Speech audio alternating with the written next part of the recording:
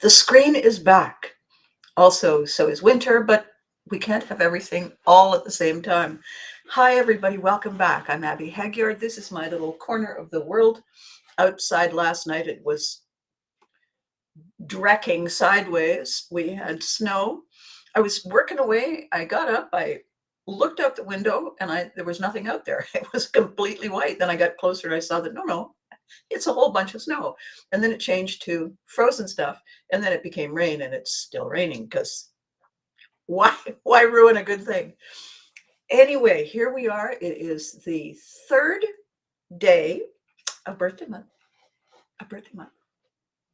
And every birthday month, I try to come up with a way to gift something to people because, of course, it's I'm teaching by example. But it also is fun because it's an element of surprise. And this week, I think I've got the right sort of tone for this month and maybe for this year for all of us. And so I want to jump right into it as soon as I welcome new people here. So welcome to all the familiar, friendly, lovely faces.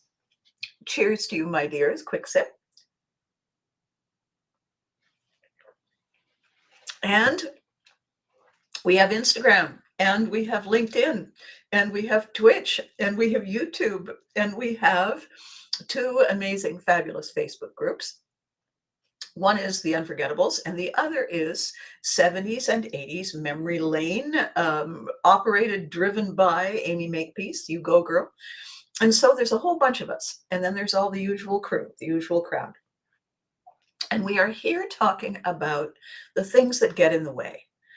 You know, Pivotry in Motion, this project that I've been working on, this resilience project that I've been working on, is all about giving ourselves a hug when we're exhausted, and giving ourselves permission to say, well, good morning, Kenny. It's nice to see you. Good morning, beautiful. Good.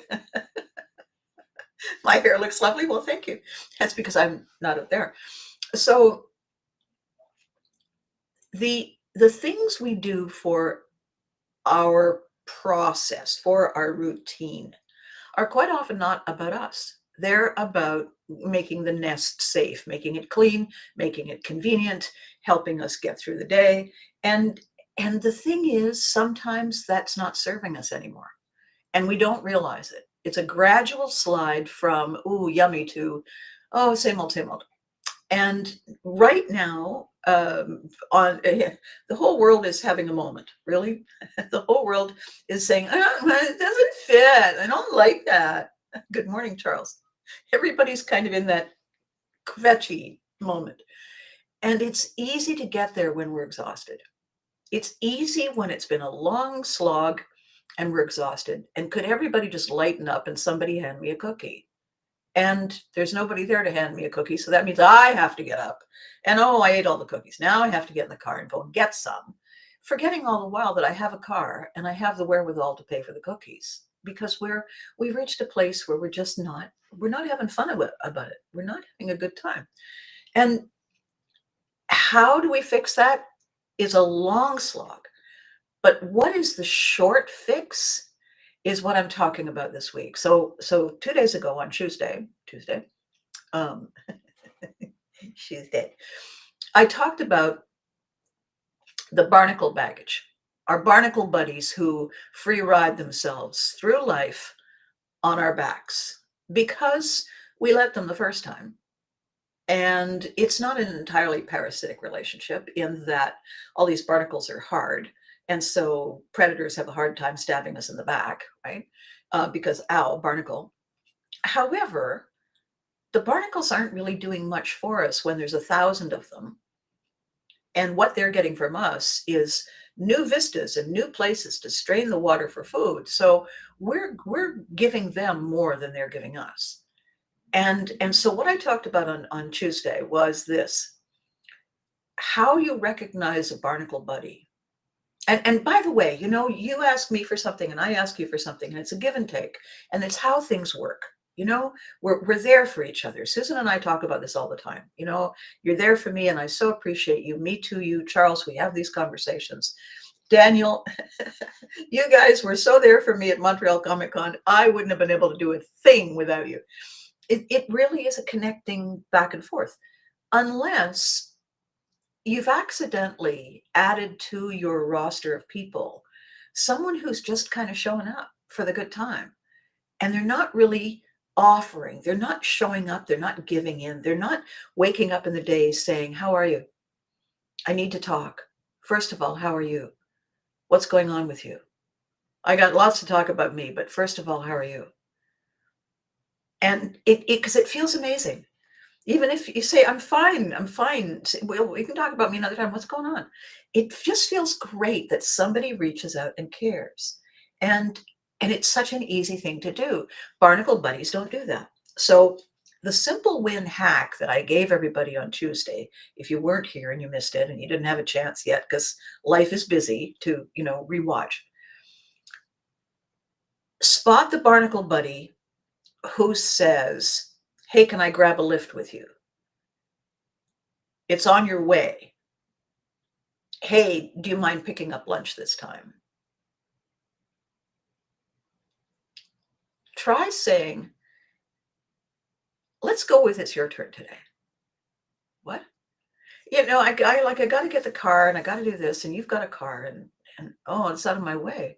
Yeah, I know, but it's only out of your way by a block or 6 blocks. What do we care how far out of your way it is? Where do you live? Wyoming? Oh, well, I haven't, the paycheck. What, you're living paycheck to paycheck. You couldn't pick up my lunch? Call them on it. You don't have to call them on it and make it awkward, but just say, it's your turn, and see what they do. Because that's going to be the telltale marker.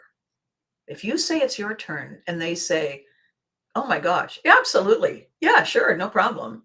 They're not a barnacle buddy. But if they come up with 5 or 6 lame excuses, they might be. Try it again, just to be sure. There's nothing wrong with having them if you don't mind. The thing is, you need to know that you have them. Because when we have tough times, when we have challenging days, Susan just watched her boy head off for basic training. That didn't tug any heartstrings at all. Hell no. Charles and Kat are going through all kinds of medical procedures. That doesn't scare the living daylights out of them at all. Hell no. So we need to stop asking them for favors. We need to start saying, can I carry you for a minute? Because they'll carry us. They'll carry us eventually. We need to know who the barnacle buddies are and then live with that. So that was my Tuesday conversation. The follow-up, the segue to it is today. And the theme for today is, how many pre-2020 hats are you still wearing? I'm not talking about the unforgettables. Warren and I have these conversations all the time. Rhea and I, everybody who's involved in the unforgettables, we have these conversations. It is our safe sanctuary space. Every time Warren looks at his lunchbox collection, every time I look at my shoes, and oh, by the way, it's not, oh gosh, I remember when I wore them. No, I wear them. The thing is, I like to look at them. Why should I put them in a dark closet? These are my unforgettables. My orange stuff, my feather boas, my silly hats, my mom costume, my Care Bears memorabilia. These are my unforgettables. They're not my baggage, because I have very little baggage. I don't really collect a lot of stuff. All the collection stuff, this is it. And I've set it up this way so that it's something fun for you to look at while you're watching me doing my videos. It's my set, darlings. So let's talk about the hats. How many hats do we wear? The hat is not a hat, right? The hat is the role we choose, or the role that is assigned, that we accept in every tribe we belong to. Tribe? What are you talking about? Okay, so we have a family, right? We have friends. We have neighbors. We have people who do similar things. So I have a car, so I'm a car driver owner in partnership with the bank, of course. So car, right? And I live in the center of the city, so I'm a center town person. And I'm interested in show business. And I love to go shopping, and I really like the occasional dinner out. And I'm a writer, and I'm a speaker, entertainer. 10 traps. That's the quick one. I have clients. That's partly in the writer thing. How many hats am I wearing? Am I wearing too many hats? So when I went through Facebook this morning, up popped stuff, ironically, from 2020. I had done the theme and the title, and the universe said, here, here's some memories from 2020 and 2019. And there were projects that I was just getting started on or just bringing to completion in 2019. And I looked at the hats that I wore to make those projects happen. And I said to myself, am I still wearing that hat? Am I still investing myself in that role? Or have I said thank you? And have I moved on? Not forget, not kick it to the curb, but thank you and move on. In the roles that I used to take on, I very heavily compensated for people who didn't show up. I learned how to do that as a child. I learned how to do that, not only compensating for people who don't show up, but compensating when there is not enough information to do and be easily. And so I developed these habits. I could wait around and feel lonely and set adrift and abandoned, or I could do it myself. And so I compensated. And I got good at it. I got really good at it. And it developed into one of my superpowers. And I was having this amazing conversation yesterday with my good friend, Mike Ragnald, talking about Pivotry in motion. And he was talking about this work he's been doing for a while and how well it's going. And I said, superpowers are interesting, because he's definitely got a superpower. And I said, superpowers are interesting. When you step back a few paces, you realize something interesting. All of the things we do that look different, they actually use the same superpower, because our superpowers are transferable. We just get caught up in the idea that, well, I do this. My job title is chief of thing at Fuzit. But that's just your job title. What your function entails is one of three things. You ready? People either provide their skill with people, with data, information, details, or with processes.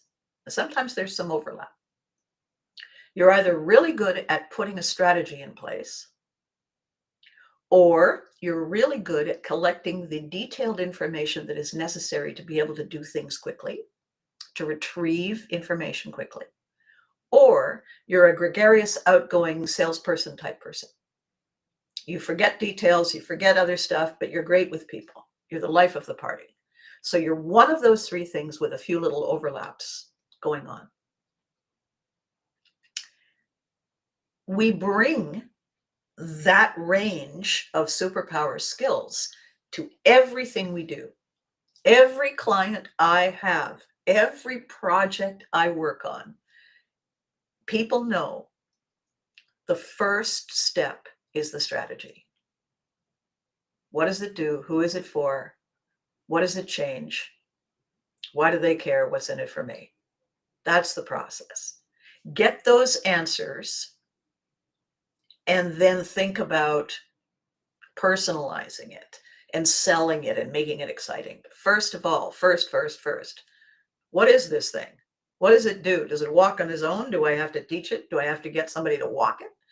We need to know that. So I'm applying that to everything. I'm looking at every single situation saying, well, if we do this and this and this, they'll get that. That's my superpower. And then I convince people of it. So I got a little people stuff going on at the same time. If we are constantly relying on that one thing, we can be blindsided because we're not paying attention to whether or not we should be doing that anymore. Why do we get blindsided? Because we like doing the thing that we're good at. It feels good. I love coming up with a strategy. Oh my gosh, almost favorite thing. So, what does it look like when we're wearing too many hats? Okay, so I worked with a partner to write a book in 2018, 2019. It turned out that that partner had other priorities that made it difficult for them to prioritize our project. So I compensated. The better, smarter thing would have been to say, okay, so we'll have to call it a day and we'll just shelve the project. I'll do something else. However, I was knee deep in wanting to make the project happen. So I said, you know what? I don't mind. I'm okay. It's not that bad. I'll compensate. All the red flag Pivotry questions that you ask yourself. It's not that bad. It should never be that question. It should never be that value.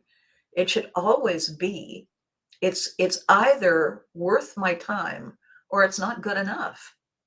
It's not that bad. Good heavens. Why would we live like that? Well, I did. I did because I wanted the project to happen, because I was compensating, because that's my superpower. So the question we need to ask, the hack is, what's in it for me? Is it still exciting? When we have people asking us for things, it feels good because we're needed. It doesn't feel good when they say, so we don't have any more money and we can't reward you and we haven't had time yet to think of a new title for you, but we are going to need 5 extra hours a week. Okay, what's in it for me? You don't say that to them, but what's in it for me to do that? Do I love this job? Can I see myself taking away from those 5 extra hours some kind of insight that I can use for myself? Is there something that's got huge value for me that I'm basically doing is investing sweat equity to get a bonus that's all for me? No? What am I wearing? Am I wearing the handmaiden hat? Am I wearing the it's not that bad hat? Am I wearing the I don't mind making you a priority instead of me? Am I compensating? What's in it for me? Because people who take are going to take. And right now, we are in a scenario, it's really quite remarkable. We are in a scenario that is so impossibly complicated. And we are so uniquely exhausted that it's this overwhelming situation. And I'm seeing it everywhere. And my heart goes out because boy, oh boy, we would love to show up. We would love to be all excited about things. We just need an extra spare day. You know, Monday, Tuesday, Wednesday, me day, Thursday, Friday, Saturday, Sunday. We need it. We just need an extra one. Not every week, but just once in a while. Don't tell anybody. Shh. It's just my shh. Where's Abby? I don't know. I thought she was with you. She's having a me day. We can't figure out how to do that though The only way to have a me day is to stay up all night. And then, of course, that doesn't work. So, so here's what happened to me so that you will get a better sense of how much I get where you are. I know I'm colorful and I've got energy but this just happens to be the DNA, right? Somebody said, "You look amazing." Thank you. It's the DNA. All I'm doing is showing up. I'm not getting on the back of a motorcycle with a full open helmet going a million miles an hour and tanning my face. I don't mean tanning like in getting sun. I mean like I'm doing my best. So here's what happened to me when I was in my teens. So we got transferred to Europe, and getting transferred to a completely other country is very different from being transferred to a completely other city or a completely other state or province, because you're still within the structure that you may have different license plates, and you may have to rethink where your house is and all that kind of stuff, but essentially it's the same. It doesn't feel like it at the time, but believe me, by comparison, you leave one country and you get plonked down, funk, in a completely other culture, completely other. They may even not speak your language. If you get plonked down in England, fascinating. They're driving on the other side of the road. What? So, so we got plonked down in France, which is lovely. I didn't speak French. I spoke a little bit because in Canada you learn French in school, sort of. So I spoke a little French, but I didn't speak French. And I didn't understand any of the culture. I hadn't boned up on it. I was a teenager. And my dad always liked the idea that we wouldn't live within the confines of the military base itself. We wouldn't live in the married quarters. We would live in the town. So we would feel like townies. We would get to know the city we were living in because we're only going to be here for 15 minutes. Might as well get to know it now.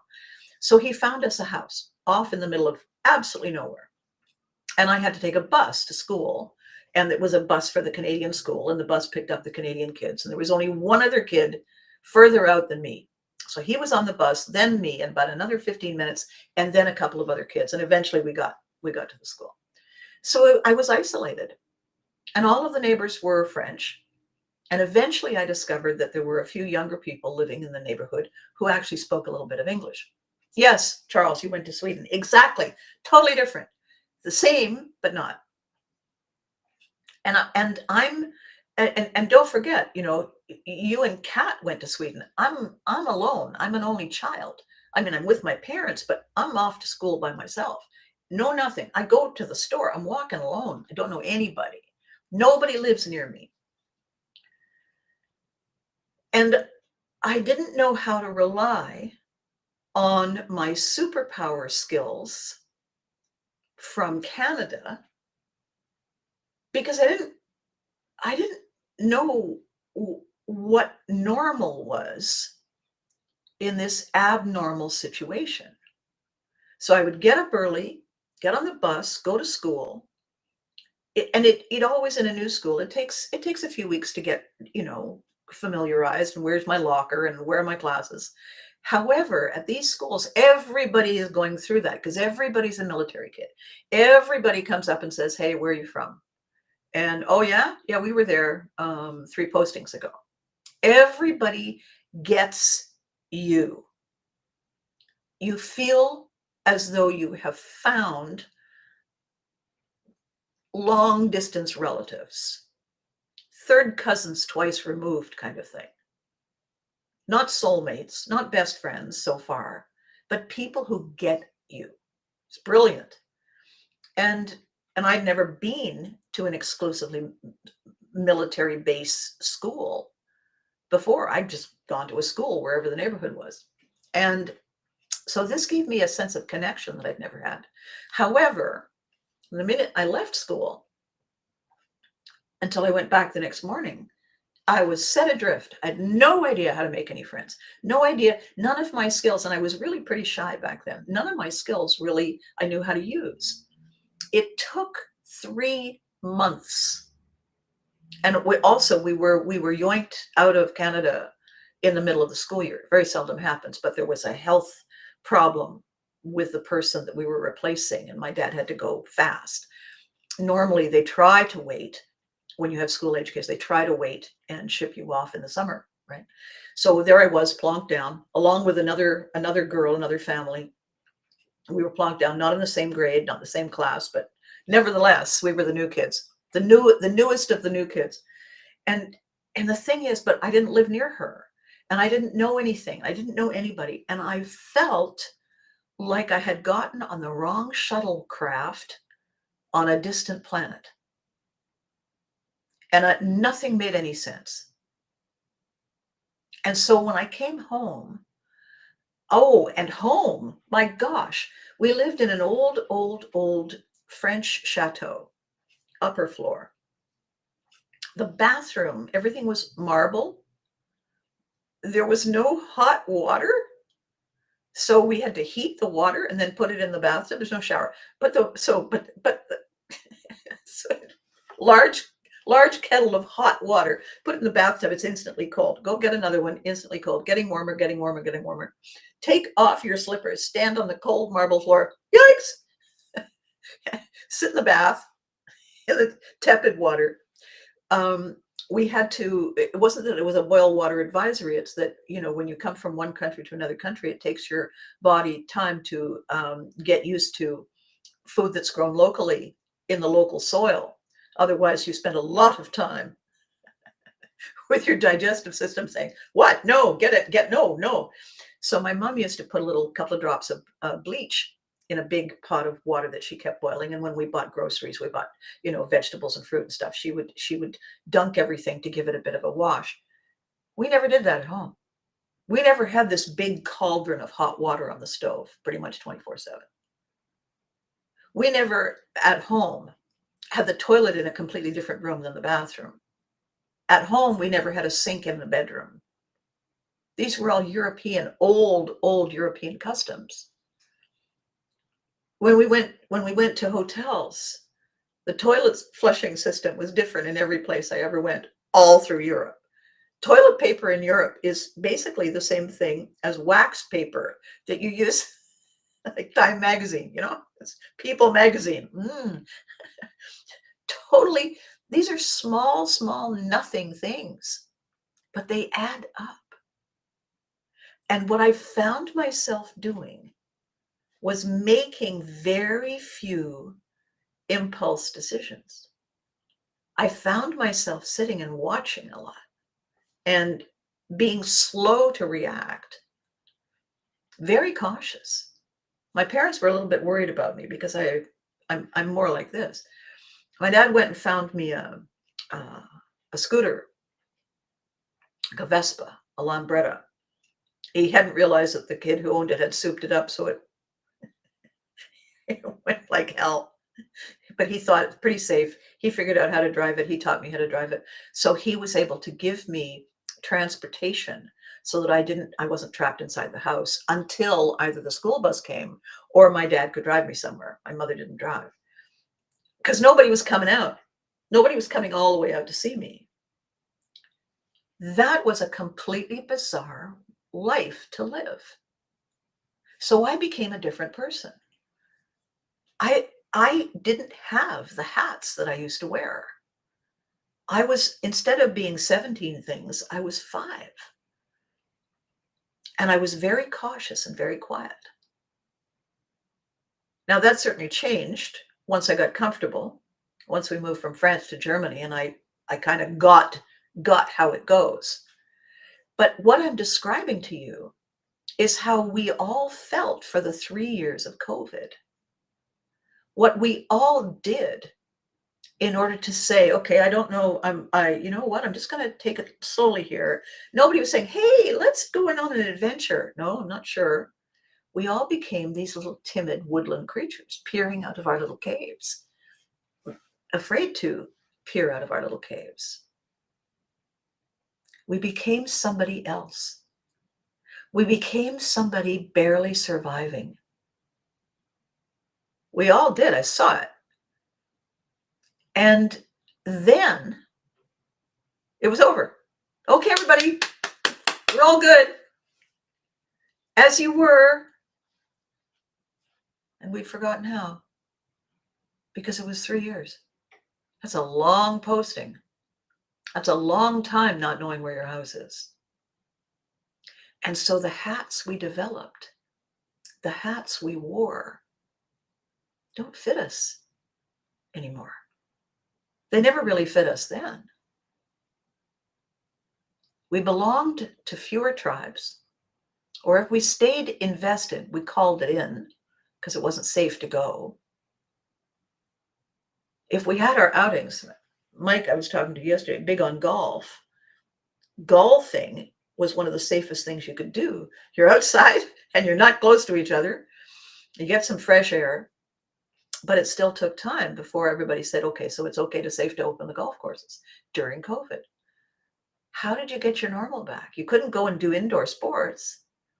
You weren't going to go to lunch. You weren't going to go out to a nightclub. You weren't going to go and hang out in a library with people because you didn't know what the rules were. Nobody did. Even the people in charge didn't know because it was all crazy different. How do I live my life as Abby in a completely foreign country with foreign culture, things to do, and no one to explain them to me? My parents didn't know. And very few of the kids that I was in class with were living out off the base. So I relied on the locals. When I met some that spoke a little bit of English, they were trying to tell me that they knew about Canadians because they knew Americans. Not the same, not the same.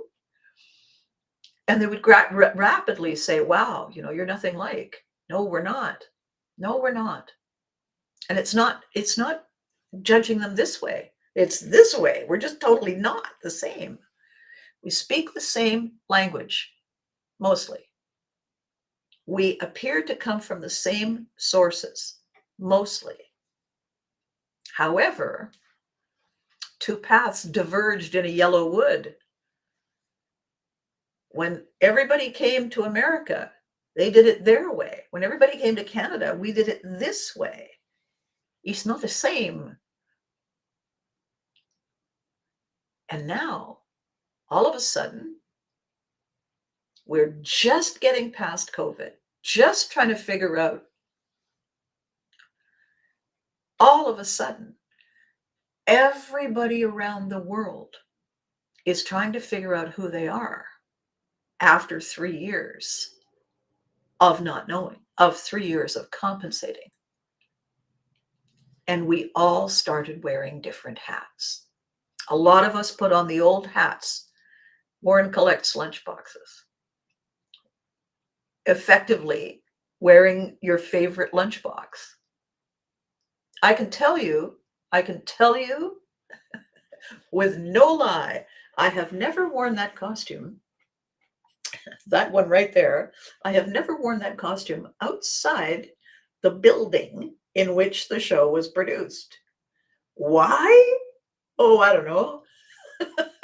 Let me see. Do I have it? Sure. Why? Well, it's a collectible.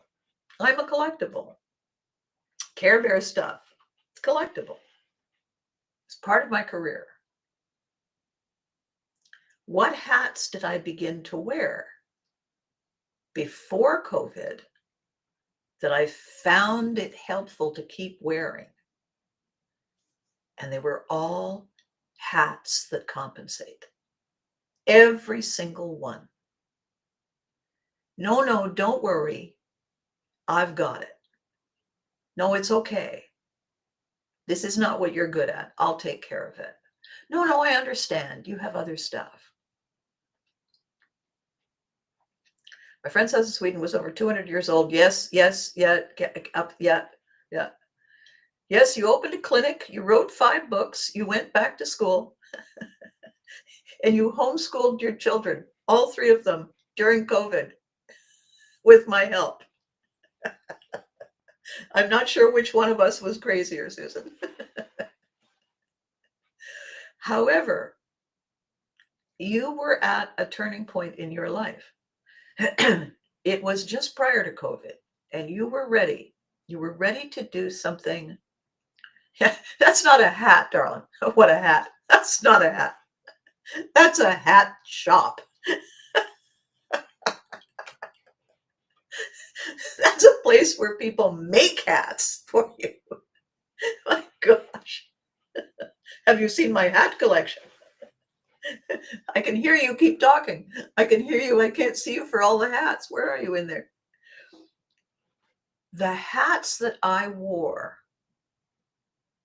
were confining hats. The hats that I wore overseas kept me safe because I didn't know what was going on.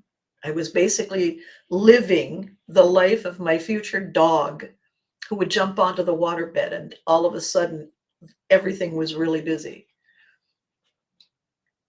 I didn't know how to blend in. I didn't know how to fit in. I didn't know what the process was. I didn't have the instruction book, the strategy.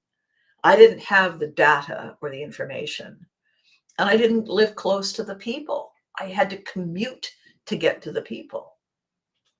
It's not a complaint. It's a state of being. So the hats that I wore, my dad bought me a bike.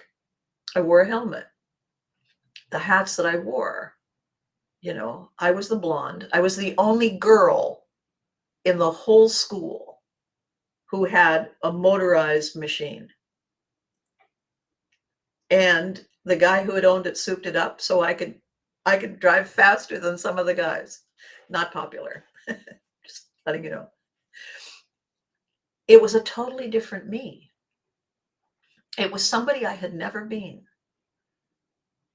And when I came back to North America after that 3 years over there, and I brought the scooter with me, I brought the bike with me, I realized that it didn't work, it didn't fit, it didn't belong in my home territory.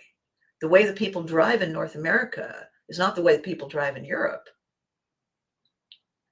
For a long time, people in Europe, first of all, smaller cars because smaller roads, and secondly, a lot more motorized bikes because fuel is expensive, was expensive over there, and it was easier to get around. They didn't have such desperately dastardly winters. It's easier to get around on a bike. Villages are small. We're not traveling an hour and a half. We're traveling 15 minutes, 20 minutes. So you get a scooter, you get a little moped. You see all kinds of people commuting that way. That was me.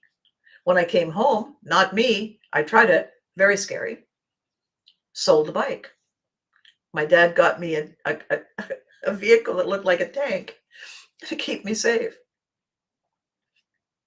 And I became a car owner. I became the girl who went to college. The thing is, none of those things were the original me. These were all new and different hats. I took off the ones from Europe and put on the ones for Florida. When I left Florida, I put on the ones for New York. When I came back to Canada, I thought, oh, finally. I went and dug out all my Canadian Abbey hats. The hats are not my accessory.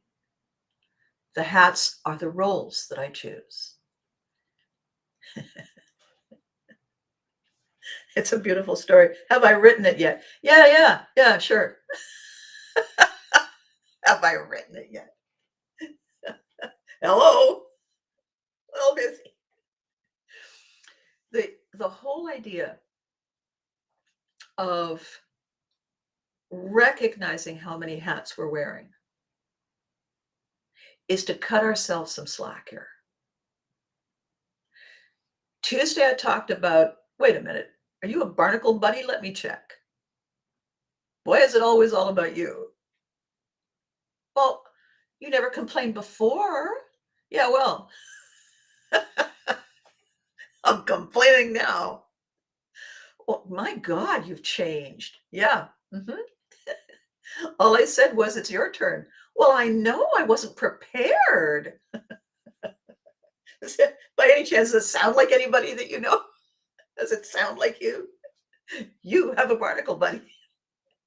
So what are we doing today? What is it I'm talking about today? Today, I'm talking about the things that we have unconsciously chosen to say yes to. This is how to get rid of our instinct to lean into our superpower, our instinct to take on another hat, our instinct to say, no, it's fine. I, very good friend of mine a few years ago, I have the most interesting friends. I was doing my famous windmill impression, complaining about somebody who was a barnacle person. That I had said, "Would you like to volunteer and do this?" And and so um, I said to my friend, "What is wrong with these people? Why do they always expect me to do everything? What do they think when they come with me that it's a cruise? For heaven's sake!" I tell them, "Get in the boat. Here's your oar." And she looked at me and she said, "Has it occurred to you that you seek out those people because compensating is your superpower?" And I said,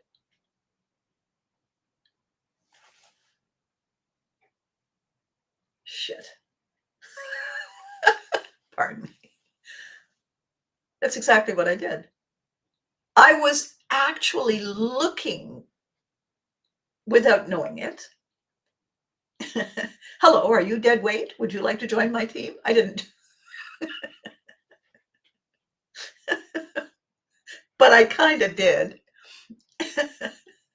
"Hello, are you gonna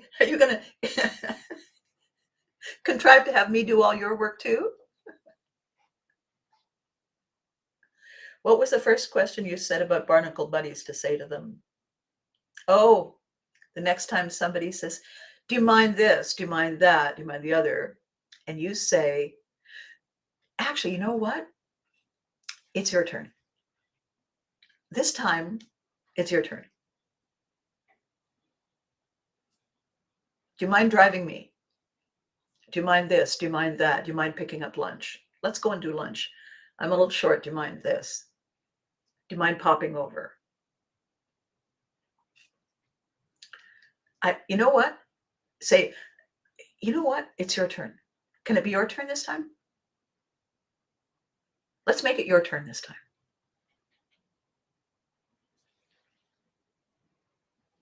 So that was then. This is how to recognize the hat. What are you good at? Are you good at people? Are you the natural born extrovert? Do they congregate around you?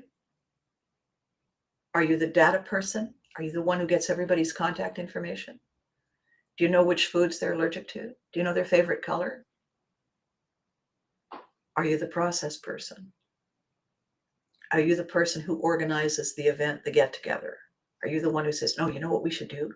How about if I can make a list, but how about if we do this and this and this?" You're a people, you're a data, or you're a process. How many times are you doing that in all the tribes you belong to? So we'll take a typical, not so typical, Susan, not so typical, but we'll take a typical single parent, solopreneur, connections to the community, and a fairly, because living in a nearby area for many, many years, a fairly wide circle of longtime acquaintances. So that's who you are. So in all the tribes that you belong to, how many of them ask you to perform your superpower? How eagerly do you look at situations from the point of view that I can add value this way. I can add value this way. I can add value this way. How many of them involve you bringing it. How many? Everybody usually belongs to 5 tribes. They have their family. So it's not just mom, dad, buddy, and sis. It's that plus aunts and uncles and cousins, and right. And then we have our neighbors, the people who live immediately around us, that we see, that we take out their garbage or they come and mow their lawn and whatever. We have our friends that we've grown up with. We have the people that we work with, right? We have some kind of company, community thing that we belong to. It might be church. It might be a crafting experience. It might be, we have something that we collect, something that we creatively do. We have a job. And then we have hobbies. And then we have contributions we make to the community. That's 8. So typically a minimum of 5. Healthy is a maximum of 10. Maximum 10. 8 is a lot. 8 is a lot. Because the tribal hat we forget is us. So when Susan and I created her book concept, I said, there is a process by which all stories are told. There's a process by which when you think in terms of fiction, all the ways that people connect with each other. It's mankind with mankind. So man and self, man and other men, man and society, man and machines, man and other. And other can be anything that you follow and believe in. It can be religion, it can be politics, it can be art, music, dance, whatever. But those are the 5. Those are the 5 ways that we connect in the world. Typically, that would mean we wear 5 hats. Man, that's self, okay. Man and family, okay, that's 2.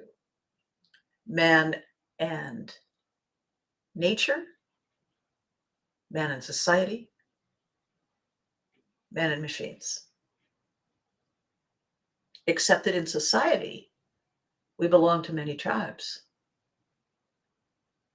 In society, in our hobbies, in our interests, in our connections, in our participations, we belong to many tribes. I love to go hiking. I love to do toll painting. Not me. Speaking metaphorically. So I love to go hiking. I love to do toll painting. That's 2 tribes. I'm involved with the Kiwanis group. That's 3. And I've just taken up doing puzzles, crafts. That's 4. That's 4 in one category. I have a job, but I've also started a small business on the side. Okay. That's 6.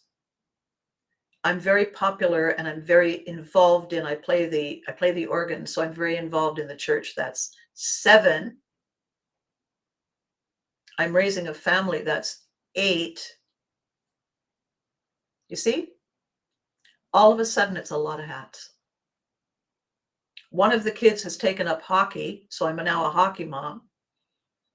I'm a single mom, but I'm dating somebody. He's a golfer, so I'm a golf widow. That's 10.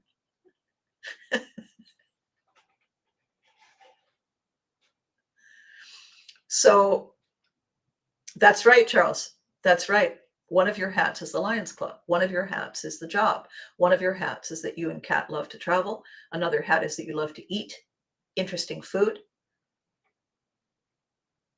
You have cats, you're cat people. Right? You own a car, you're car people. You see, all of a sudden it's a lot of hats. Cat has her family, so that involves connecting and commuting to those people. So that's extended family stuff. If we have more than 10 hats, it's a lot of hats. How many hats, if you're if you're going to do like this, how many hats can you wear in a day? When we do that now, what strategies? We do the time scheduler. You have 24 hours in a day, 8 of them you sleep. Okay. Now you don't have 24 hours. You've taken away 8 hours because you're asleep. Okay, no, only 6? Fine, you take away 6. Now you don't have 24 hours because you're using 6 to sleep. All right. Well, that means that you have 18 hours. 18 hours to look after yourself, look after the house, commute to the places you need to go, acquire the things you need to have, food, whatnot, fuel for the car, clothing so that you don't scare the relatives and the neighbors, jobs you do, functions you perform, tribes you belong to, interests you have. At the bottom of the list, I put in a category, the new thing, because somebody says, I've decided I want to do this. Okay. How many hours are you devoting to everything else? How much time do you have for the new thing? That time scheduler shows you how many hats you're wearing. And it's going to be on the website. We're going to be able to give that away to you so you can understand exactly how complicated you're making your life. What I'm saying right now is we are clinging to the COVID hats. We are clinging to the solutions we created for ourselves in a completely foreign and frightening time. And we haven't taken them off. The things that we used to do pre-COVID, we're trying to get some of those back. So we're wearing our daily hats. We're wearing our new hats, trying them on for size because we tried on the old hats and they don't quite fit the same. Some of them do, but it's fun to get a new hat. And we also have the COVID hats. We also have the tribes we chose to belong to, the hours we spent online surfing. None of it bad. I'm not criticizing any of it. I'm saying that we're doing too much. I'm saying we are asking too much of ourselves. I'm saying that we are prioritizing the wrong things. And I know this to be true just by looking at people who are exhausted. I don't know why I'm so tired. I haven't gone anywhere. I don't even want to go out of the house. But I wake up tired. I go to bed tired.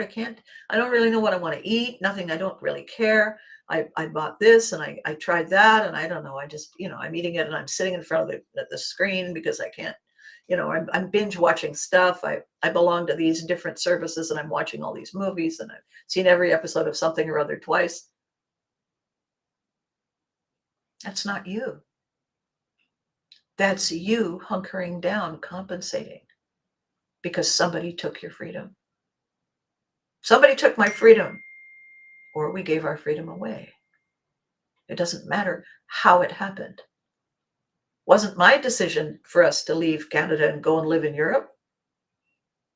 Was I unhappy? Yes. Why? I was confused. I was lost. I felt alone. Was I? A little bit. How long did it take me to recover? Well, probably not very long in the overall scheme of things, but it felt like forever. And for a lot of people who aren't bouncy and impulsive, it can change their lives and they stop growing and they start maintaining. They have a sigh in their voices. Oh, it's not that bad. Oh, I know I should. I know. Just, I don't know. It's raining outside. See the color of my wall? That's the color of the sky outside. The wall is gray. Okay, it looks a little what looks a little yellowish because of what it's got going on, but it's gray. So why do people buy gray cars? Non sequiturs are us. Why do they do that? You walk outside, sky is gray, pavement's gray, snow is gray, car is gray, can't find the car. You go, well, I got a remote. Oh, yeah, and all the cars look the same. If you aren't actually staring at the lights that go on, it's like, nope. You think, oh, great. What you need is when you go like this, it should go, hi. That's what I want. A thing. That would work. We're not having fun like this. We're not having laughs. We're not finding a way to do the in-breathing to trigger our dopamine, to have more just quiet, small, irreverent joy. We're not doing that. Why? It's too much work. We've forgotten how. It's no fun. Well, you'll have fun in a minute. Invite me over. I'll cheer you up. Susan says, I got to get out of this funk. Can you help me? Sure. Let's do it. Boof. Why am I doing it? I'll tell you why. I'm worth it.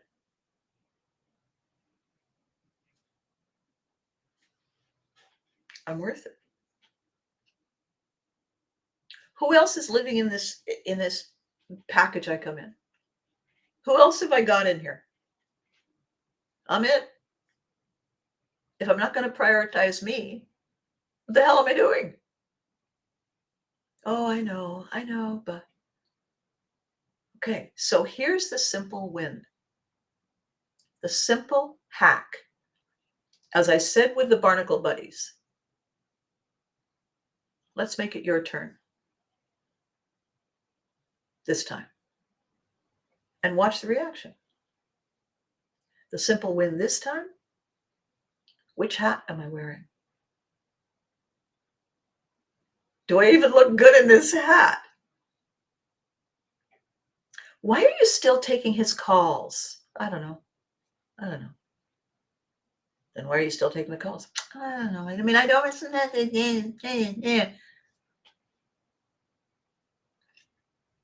Are they bringing something of value? Are they bringing something new? When the phone rings or the email goes ping or there's a knock at the door, do you say, oh, or do you say, oh, like Dorothy Parker, what fresh hell is this?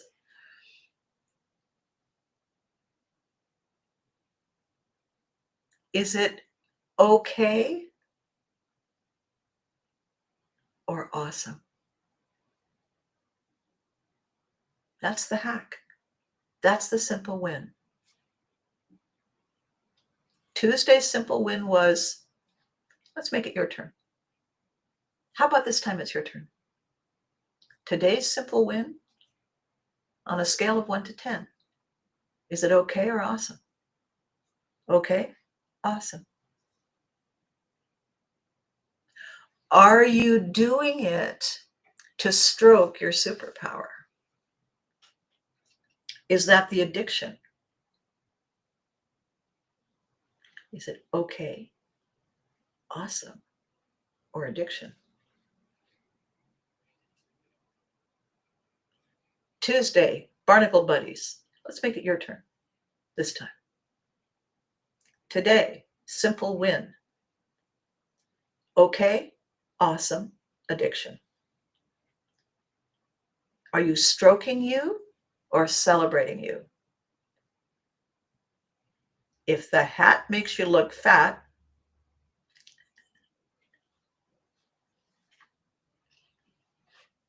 if the hat looks okay, every time I go to dinner with a man and he arrives wearing a ball cap,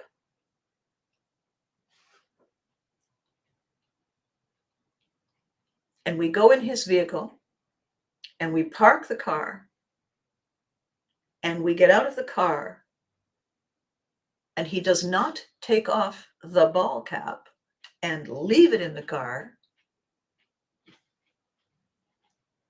I don't want to go to dinner anymore.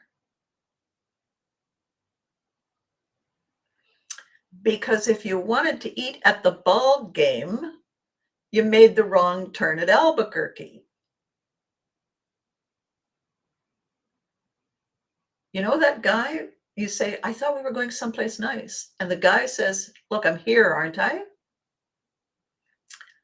Yeah, that's a hat that you don't need to wear. What are we settling for? Why are we settling? We're settling because it has become a habit. It was the habit that was forced upon us during COVID to settle for less and make do.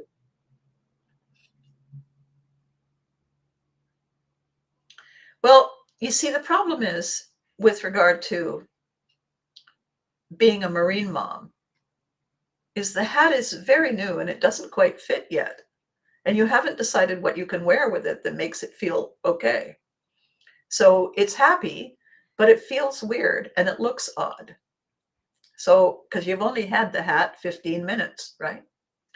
Everything, Susan has waved her son off for basic training, and it's a moment. I mean, it's always a moment when the baby birds leave the nest, but that's a pretty big moment.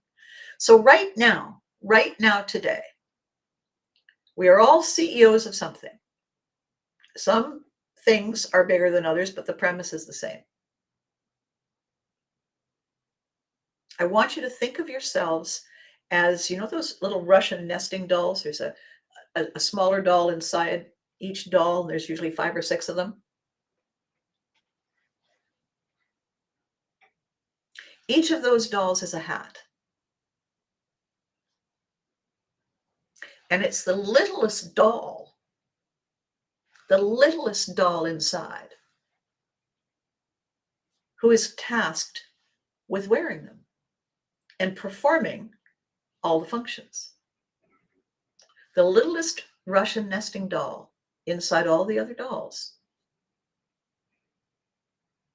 is the one doing all the work, is the one saying yes, is the one showing up. If we can get the barnacle buddies out of the way, then the only thing left to do to give us permission to say, I don't care if it's raining, I'm wearing my spring jacket. Maybe even give the weather a raspberry. It's my day today. I'm walking here.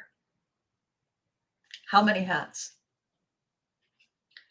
If it's more than 10, it's too many hats. 5 is normal. 5 is average.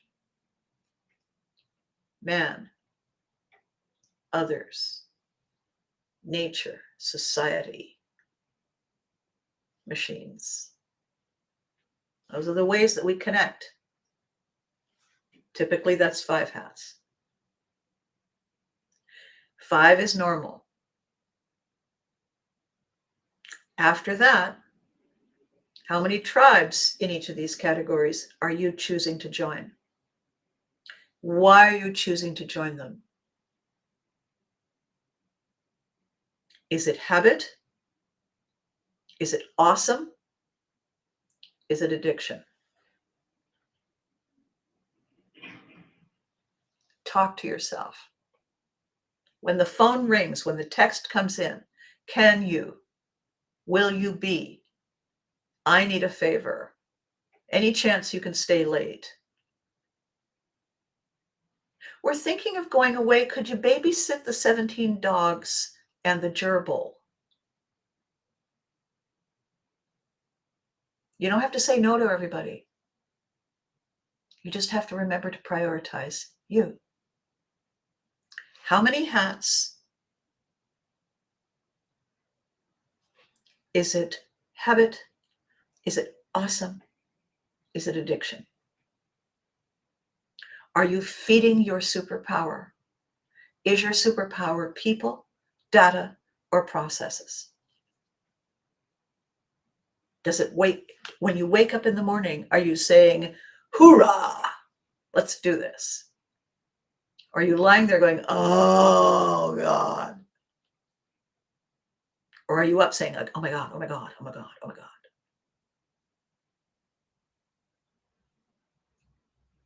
Because it's not helping you.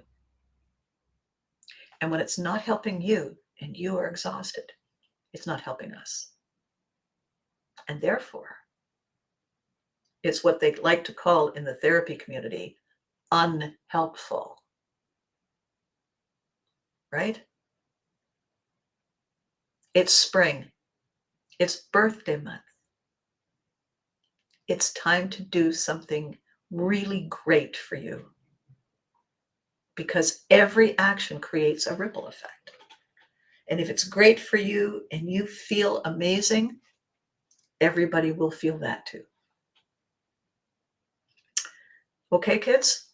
Okay, newbies who've joined me? I'll be back next week. I'm going to go and do something pretty interesting this afternoon. I'm going to go and cause the utmost damned astonishment. I'm looking forward to it. I will have, hopefully, interesting news next week. In the meantime, between now and next week, I really hope that you do listen and retain some of the stuff that I'm talking about in all these videos. This is 346. This week, though, these are self-care videos. Identify the barnacle buddies and give them a chance to step up. Identify the get along, go along to get along, self-sabotaging habits. Count the number of hats you have kept with you since 2020. It's 5 years. It's time. There will always be more hats. And if you have trouble, let me know. We'll go shopping. All right? Thank you for watching. Thank you for being you. Thank you for telling your friends. Thank you for helping us make this unforgettable. We are capable of shifting. Sometimes it's hard to do that. Sometimes we're really reluctant to do that. However, once we've done it, we usually end up saying, why didn't I do that sooner? Wow. And I'm here to help you when you're ready. Because you're amazing. So be good to you because you're worth it. And remember to hug your loved ones because they deserve it too. And I will catch you next time.